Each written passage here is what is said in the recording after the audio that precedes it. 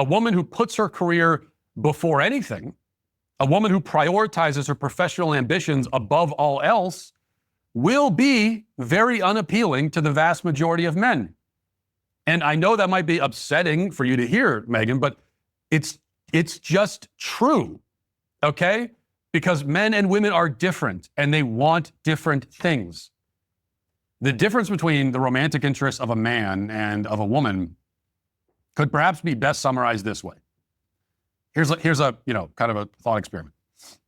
If you give a man a choice between an attractive, sweet, kind, feminine grocery store cashier who makes $13 an hour and wants nothing more than to become a mother one day, or a high-powered, ambitious, loud, rich corporate girl boss whose greatest dream is to be a CEO one day, most men, I'm telling you, will choose the former without hesitation. They don't even need to go and consult their friends about it or think about it or pray about it. They're going to take the former. Okay, they're going to take the cashier. Now, if you give women the same choice, the mild-mannered, unambitious guy working a cash register or the highly paid corporate go-getter, you're going to have a lot more takers for the latter option. A lot more. Now, why is that? Am I saying that most women are greedy gold diggers looking for a rich man to bleed dry? Am I saying that most men are oppressive tyrants looking for some meek, helpless woman they can control? No. No on both counts. I'm saying that men and women are different and they want different things. Okay? A man is not looking for a business partner. He's not looking for someone to provide for him. He wants a wife. He wants a mother for his future children. He wants a helpmate. He wants a woman, not a man. This is not a new phenomenon. Megan calls this desire of young men a problem that is coming up on the right. But it's not a problem, and it's not coming up. Kim Iverson responded in agreement with Megan and said that she, quote, doesn't get this trad wife trend. But what she's calling a trend, or what Megan says is just coming up, is in fact the norm. It's the way human society has been organized since the dawn of civilization.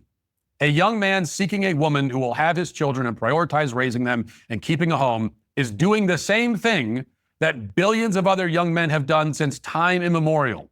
This traditional approach is not some new fad invented by TikTok influencers, nor is it a far-right conspiracy. It is the way of human civilization. These young men, they want what their grandfathers wanted, and what their grandfathers' grandfathers wanted, and what their grandfathers' grandfathers' grandfathers wanted, and on through the ages.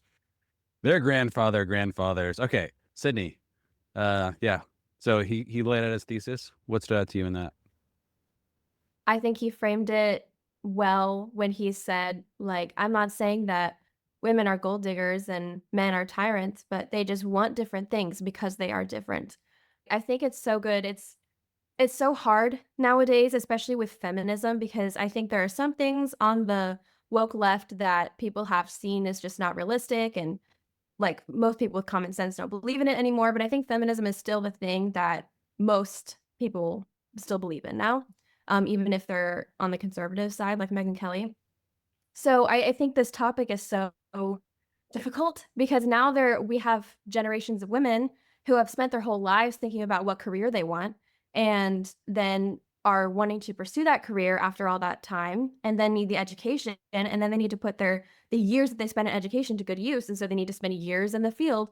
And I get really passionate about this topic because I think it's so sad that there are a lot of women that have spent that much time on their careers without knowing that at some point, for many, many women, their priorities change, and they realize that they spent the last years of their youth that would have been perfect for having kids and raising them, on a career that they could have done later on in life.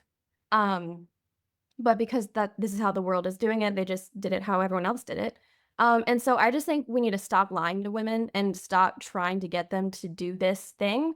Stop trying to get them to be men.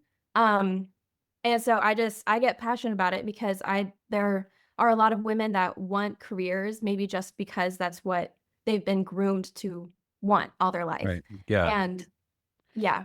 Well, it seems like, there's sort of a charge of social engineering going on that Megyn Kelly's saying, and this is, Matt Walsh's response is that it's not socially engineered. This is normal. What you're actually Yeah. advocating for is to find a way to re-socially engineer men to actually be attracted to this thing. Right. When in reality, if you actually were to look at the social engineering, it seems to have happened more to women. I think it's really important to distinguish which. So have women been like, are men being duped or are women being duped or neither or both? Like that's kind of like the debate right here that they're having. Basically, Megyn Kelly saying that men are being duped, and that if you just left men alone and stopped feeding them far right talking points, they would become attracted to these women in much larger numbers. And if, Matt's point is that if women would stop being duped, then they would understand that this is sort of normal and that you can't attract a man by pursuing a career. Doesn't mean you shouldn't do it. Doesn't mean that maybe it's something you want for your own reasons or preferences, but that you need to understand that that's not as adaptive to the dating market as you probably have been led to believe.